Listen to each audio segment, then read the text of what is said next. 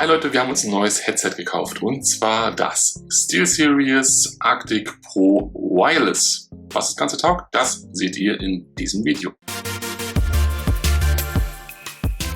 Wir haben bis vor kurzem noch einen Turtle Beach Atlas Aero gehabt und waren mit dem eigentlich auch recht zufrieden. Allerdings hat es in letzter Zeit dann immer öfter Verbindungsprobleme gehabt und ist deswegen zurückgegangen. Das Headset wird aber nicht mehr hergestellt und deswegen musste was Neues her.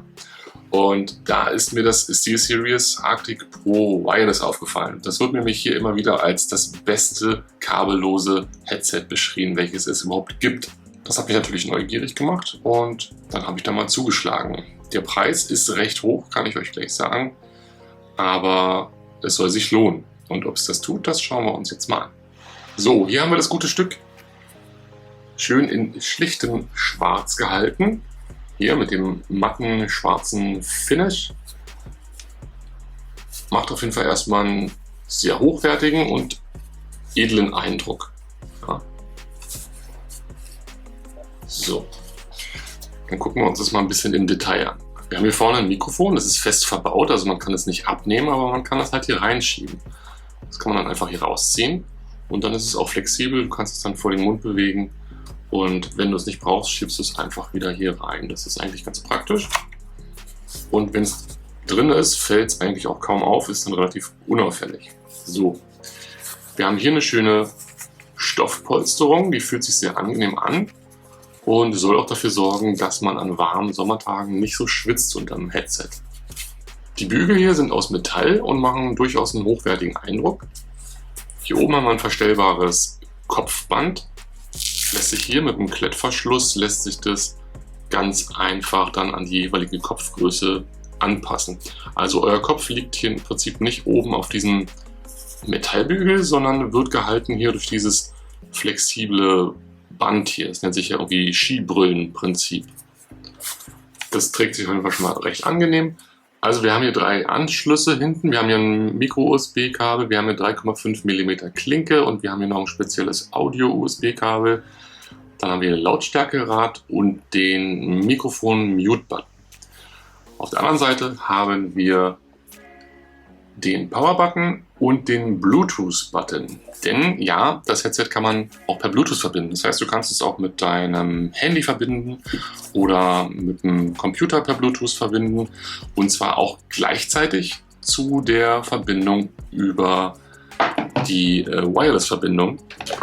Sprich, du kannst zocken und gleichzeitig das Handy mit deinem Headset verbinden über Bluetooth. Und wenn ein Anruf kommt, dann kannst du den direkt annehmen. Dann wird das Spiel leise geschaltet und du kannst dann telefonieren. Man kann bei SteelSeries übrigens noch einen Haufen Zubehör für das Headset kaufen. Also man kann hier diese Platten noch in verschiedenen Farben kaufen. Du kannst hier diese Bänder in verschiedenen Farben kaufen. Und du kannst hier diese Stoffpolster, die kann man auch austauschen gegen Kunstlederpolster. Die gibt es auch zu kaufen. Aber ich finde es eigentlich mit den Stoffpolstern ganz angenehm, muss ich sagen. Dadurch, dass das Ganze ein Bluetooth-Headset auch ist, könnt ihr das auch mitnehmen. Ihr könnt es unterwegs benutzen, mit eurem Handy koppeln, unterwegs Musik hören. Und das ist auf jeden Fall schon mal ein großer Pluspunkt, weil das konnte ich mit dem Turtle Beach vorher nämlich nicht machen. Man kann das Headset übrigens auch ganz cool in den Hals tragen. Für uns als VR-Nutzer ist es natürlich noch wichtig, passt das Headset überhaupt über ein VR-Headset? Und das gucken wir uns jetzt mal an. Ich habe jetzt hier mal die PlayStation VR. So. Und probiere jetzt mal das Headset darüber zu kriegen. Sitzt perfekt. Also ohne Probleme, das passt super. Dann gucke ich mal, ob die bei der Rift S auch rüberpassen, weil das Rift S Mikrofon ist ja auch echt sehr, sehr bescheiden, hat ständig diese Roboterstimme. Und die Lautsprecher sind natürlich auch nicht so dolle bei der Rift. So. Ja, das passt auch super. Also auch mit der Rift S ist das kein Problem. Die Kopfhörer passen auf jeden Fall rüber. So, das Besondere noch an diesem Headset ist hier diese kleine Box von SteelSeries hier. Diese Box wird per USB an den Computer angeschlossen und über die steuert ihr dann alles. Ihr habt hier ein Lautstärkerad Und ihr habt hier noch einen Zurück-Button, mit dem ihr durch das Menü navigieren könnt. Das zeige ich euch gleich mal noch. Hier an der Seite habt ihr ein Batteriefach. Und zwar hat das Headset nämlich austauschbare Akkus. Und es hat 2 Akkus mit im Lieferumfang. Und das ist schon mal richtig geil, weil so kann euch eigentlich nämlich nie der Akku leer gehen. Das ist ja mal ein Problem bei kabellosen Headsets. So, guck mal. Ihr könnt hier einfach diesen Deckel abnehmen. Der ist mit einem Magneten befestigt. So, hier unter der Seite ist nichts. Man kann nämlich auch andere Deckel dazu kaufen, die dann irgendwie andere Farben haben oder sowas. Oder sich sein eigenes Logo raufdrucken oder so. Zack. So, auf der Seite ist nichts. Aber auf der Seite ist nämlich der Akku. Und den kann man einfach rausnehmen. Innerhalb von wenigen Sekunden und dann hier austauschen gegen den Akku, der in dieser Box drin ist. Zack. Da haben wir noch einen Akku drin. Und der wird permanent geladen, dadurch, dass diese Box hier an eurem Rechner dran ist. Und somit habt ihr eigentlich keine Akkuprobleme mehr. Der Akku soll ungefähr so um die 10 Stunden mindestens halten und dadurch habt ihr eigentlich unendliche Akkulaufzeit, weil der Akku braucht, bis er wieder vollgeladen ist, ungefähr 3 bis 4 Stunden und damit habt ihr immer einen vollen Akku hier in dieser Box drin. Gucken wir uns nochmal die Rückseite dieser Box an. Gibt es hier Eingänge für ein optisches Kabel, also man kann das Ganze auch durchschleifen. Hier gibt es einen Eingang und einen Ausgang. Dann gibt es hier noch eine Verbindung per USB. Dann gibt es hier den Stromstecker und dann kann man hier noch per 3,5 mm Klinkekabel durchschleifen. Wenn ihr die Box per USB an den Rechner angeschlossen habt, braucht ihr auch kein anderes Kabel. Also ihr müsst die Box nicht noch irgendwie mit dem Netzteil verbinden oder sowas. Könnt ihr allerdings, ist optional, ja, wenn ihr also jetzt einen USB-Port habt, der die Box nicht noch mit Strom versorgen kann, dann kann man noch ein Netzteil anschließen. Aber an sich braucht ihr eigentlich nur das USB-Kabel zum Computer und dann funktioniert das Ganze. So, also es sind mehrere Kabel mit dabei, es sind Klinkekabel dabei, USB-Kabel, sind eine ganze Menge Kabel dabei bei dem Headset, ein zweiter Akku ist dabei und dann ist hier auch noch dieser Popschutz dabei fürs Mikrofon. Das schauen wir uns gleich mal an, wenn wir uns das Mikro genauer angucken. So, ich werde mir jetzt hier per USB-Kabel das Headset in den Computer einstecken, also dann die Box hier in den Computer einstecken. So, ich habe die Box in den Computer reingesteckt per USB und dann geht sofort das Display an. Er hat sofort erkannt, dass es per USB an den PC angeschlossen ist. Jetzt kann ich hier dann die Lautstärke einstellen.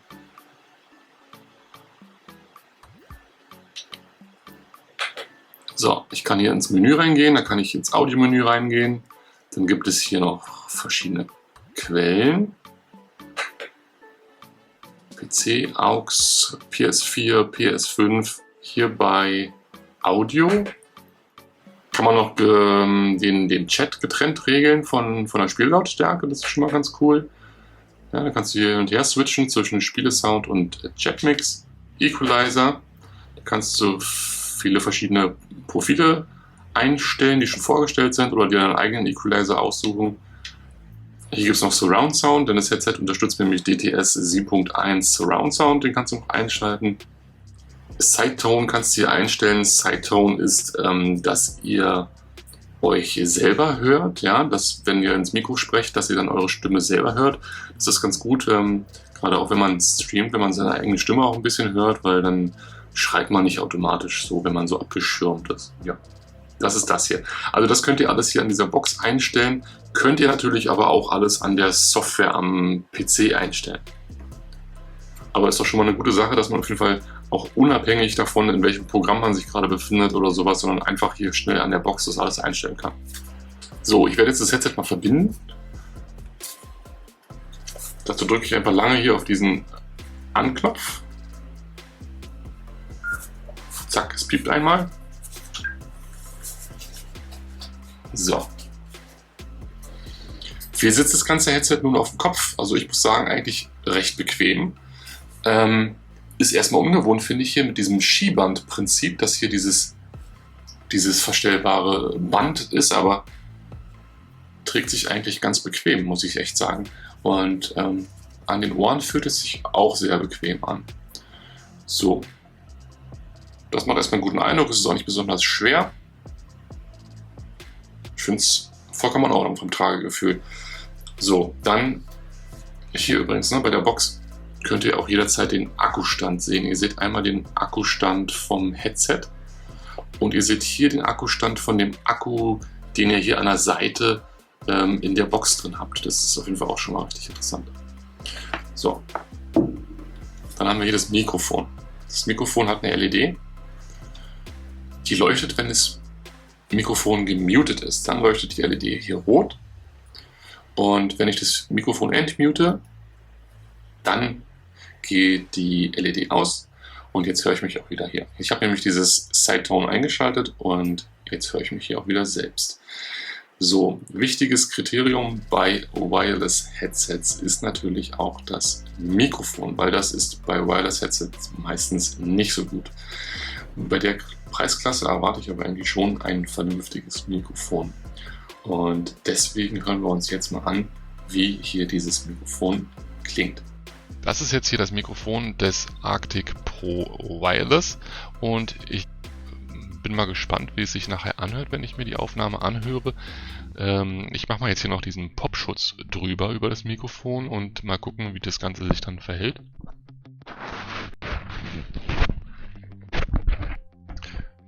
So, jetzt haben wir hier diesen Popschutz drüber. Also man kann das Mikrofon wirklich sehr dicht auch natürlich hier an den Mund ranbiegen, aber ich würde jetzt einfach mal so eine Position hier ein bisschen weiter weg bevorzugen und bin gespannt dann, wie es sich anhört. Ihr hört es natürlich jetzt sofort schon. Ich höre mir das dann nachher in der Aufnahme an, wenn ich das Video zusammenschneide. Und also ich erwarte für den Preis eigentlich wirklich ein sehr gutes Mikrofon.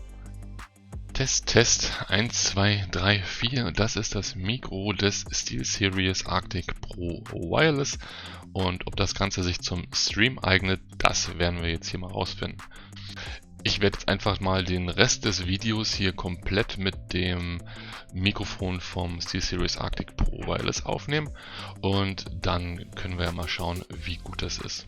Also soundtechnisch habe ich das Ganze ausprobiert, ich habe mir mehrere Lieder angehört, ich habe auf Spotify Musik gehört, ich habe auf YouTube mir Sachen angeschaut und ich muss sagen, das Headset klingt richtig gut. Anfangs hatte ich so ein bisschen das Gefühl, dass das Turtle Beach dann doch deutlich stärker war vom Klang her, aber dann habe ich festgestellt, dass einfach die Software noch nicht richtig eingestellt war. Also macht auf jeden Fall, wenn ihr das Headset haben solltet, erstmal ein Firmware-Update auf die aktuelle Software und dann schaut euch den Equalizer an. Also wenn man die Software richtig einstellt, dann klingt dieses Headset hier auf jeden Fall richtig gut. Vielleicht hat es nicht so einen ganz dollen Bass wie das Turtle Beach, was ich vorher hatte, aber der Klang ist an sich viel besser. Viel Bass ist ja jetzt nicht unbedingt automatisch immer der bessere Sound. Es hat einen guten Bass, auf jeden Fall hat es einen guten Bass und der Sound ist definitiv richtig gut. Also kann man sich eigentlich auf jeden Fall nicht beklagen. Und der Tragekomfort ist wirklich gut. Dann finde ich diese ganze Lösung hier mit dieser Box, ja, das finde ich eigentlich auch echt klasse. Und ich würde euch gerne mal noch zeigen, was man hier mit dieser Box noch so anstellen kann. Da gibt es nämlich noch einen Haufen Apps, die man da installieren kann. Ja, richtig, Apps. Und zwar über die Software kann man sich Apps installieren. Und zwar kann ich das Ganze hier auch mit dem Discord verbinden. Und das machen wir jetzt nämlich mal. Ich starte mal die Software auf dem PC. Hier haben wir die SteelSeries Software. Und ihr seht hier, dass hier die Engine ist. So, dann hat er jetzt hier erkannt, Arctic Pro Wireless. Hier seht ihr die Einstellung vom Headset, was man hier alles einstellen kann. Ich habe hier zum Beispiel den 7.1 Sound eingeschaltet, dann das Kinoprofil. Hier gibt es verschiedene Profile, ne? Studio, Spiel, Kino, verschiedene Stereo-Profile, Standard, kleiner Raum, großer Raum. Die Bassverstärkung habe ich jetzt mal auf niedrig gelassen, reicht vollkommen aus. Dialogverstärkung, Equalizer kannst du einstellen. Lautstärke begrenzen, die Mithörlautstärke von der Mikrofon hier und dann kannst du hier noch verschiedene Einstellungen einstellen. Du kannst hier noch die Helligkeit des OLED-Bildschirms auf der Box einstellen, dann wie das Headset sich verhalten soll, wenn du einen Bluetooth-Anruf kriegst, wie soll sich dann der Spielesound verhalten. Das kannst du hier alles einstellen. Ja? Also eine Menge Einstellmöglichkeiten hier auf jeden Fall in der Software. So, und hier gibt es dann noch den Button Apps. So, und jetzt schau mal hier, da kannst du dir jede Menge Apps noch auf diese Box raufladen. Ich habe jetzt hier zum Beispiel mal die Discord-Funktion eingeschaltet. Und wenn ich dann eine Discord-Nachricht kriege, dann wird mir die auf der Box angezeigt. So, dann gibt es hier noch jede Menge andere Visualisierungen. Du kannst zum Beispiel, wenn du von SteelSeries noch mehr Produkte hast, die LEDs mit drin haben, ne? RGB-Beleuchtung, zum Beispiel Tastatur, Maus etc., dann kannst du das alles hier mit irgendwie synchronisieren. Ja? Also dann ist dann zum Beispiel die LED-Beleuchtung vom Headset dann synchronisiert mit der Beleuchtung von der Tastatur und so weiter. Das kannst du hier alles einstellen. Dann ganz interessant finde ich hier noch den Systemmonitor. Du kannst jetzt hier den Systemmonitor einschalten und dann wird dir auf dieser Box angezeigt die Systemauslastung. Dann wird dir die CPU und GPU, Temperatur und Frequenz und sowas alles angezeigt. Das ist eigentlich ganz interessant. Und dann gibt es hier auch noch verschiedene Profile für verschiedene Spiele. Natürlich keine VR-Spiele dabei, aber so die ganzen bekannten Flat-Spiele sind auf jeden Fall dabei. Zum Beispiel Counter-Strike, ja, oder Dota 2, Minecraft, Mortal Kombat. Da kannst du dir dann Zusatzinformationen auf diesem kleinen Display anzeigen lassen. Das ist eine nette Spielerei und finde ich auf jeden Fall schon mal ganz cool, dass es sowas gibt. Bei Programmbibliothek kannst du noch verschiedene Profile für verschiedene Spiele direkt festlegen, dass er dann halt bei dem Spiel hat er das Profil, bei dem Spiel hat er das Profil.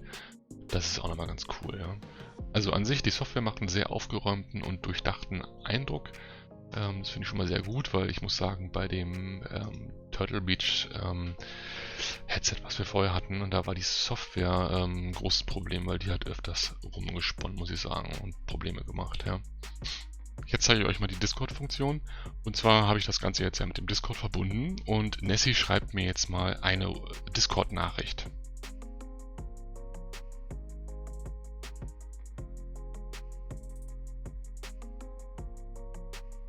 Hallo.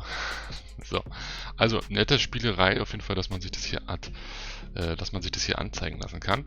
Und dann finde ich es halt wirklich echt toll, dass ihr sozusagen unendlich Akkulaufzeit habt, ja. Dadurch, dass immer ein voller Akku hier in dieser kleinen Box mit drin ist. Das finde ich auf jeden Fall einen richtig guten und wichtigen Pluspunkt. Der Ton ist klasse, Mikrofon werden wir uns dann gleich mal anhören, das könnt ihr gleich mal selber beurteilen. Und der Sound ist an sich richtig, richtig gut. Die Reichweite ist richtig, richtig gut. Also ich kann mich hier in der kompletten Wohnung komplett frei bewegen, ohne dass auch nur einmal ansatzweise der Empfang irgendwie abbricht. Das war bei dem Turtle Beach leider auch vorher nicht der Fall. Ja, das Headset hat einen relativ hohen Preis, aber man bekommt hier auch wirklich was fürs Geld. Also das muss ich schon definitiv sagen. Ich kann durchaus nachvollziehen, dass das Headset schon des Öfteren als das beste kabellose Headset, welches für Geld zu kaufen ist, ausgezeichnet wurde. Das kann ich definitiv nachvollziehen. Habe ich irgendwas auszusetzen an dem Headset? Naja, ich hätte zum Beispiel vielleicht eine kleine, dezente LED-Beleuchtung am Headset noch ganz cool gefunden. Und ansonsten muss ich aber sagen, bin ich bis jetzt recht zufrieden. Also ich habe das jetzt auch gerade mal seit ein paar Tagen. Der Langzeittest wird dann beim Stream zeigen, wie gut es dann wirklich sich in der Praxis macht, aber ich bin da eigentlich sehr guter Dinge, dass das ganze Headset wirklich auch seinen Preis wert ist. Alles macht einen sehr hochwertigen Eindruck. So, ihr seht ja auch auf dem Karton, ne? Hier sind zig Preise für das beste Wireless-Headset, welches es gibt, verliehen worden.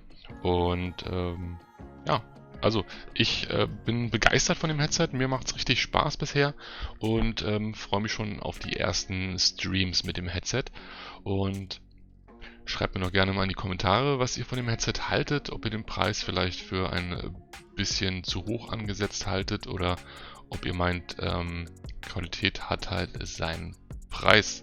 Wenn ihr euch für das Headset interessiert, dann habe ich euch unten in die Videobeschreibung den Link zu dem Headset reingepackt. Also wenn ihr auf der Suche seid nach einem neuen Gaming-Headset und keine Kompromisse eingehen wollt, dann denke ich mal, dass das SteelSeries Arctic Pro Wireless definitiv die obere Messlatte darstellt. das soll es von mir an der Stelle gewesen sein. Schreibt mir doch mal in die Kommentare, wie ihr die Mikrofonqualität findet und was ihr ansonsten zu dem Headset vielleicht zu sagen habt. Vergesst nicht, ein Däumchen und ein Abo dazulassen, da würden wir uns sehr freuen. Und dann sehen wir uns beim nächsten Mal wieder. Macht's gut. Ciao.